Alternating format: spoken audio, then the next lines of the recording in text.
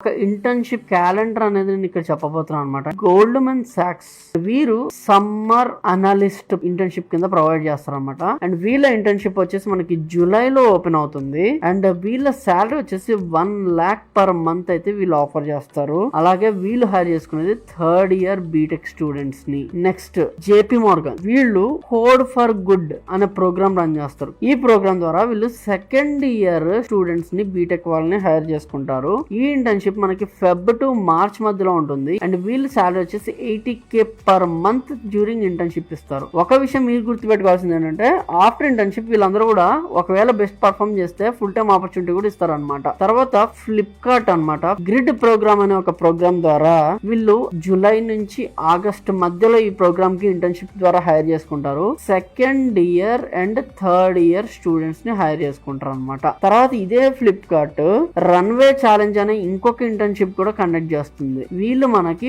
Feb to March మధ్యలో hire చేసుకుంటారు.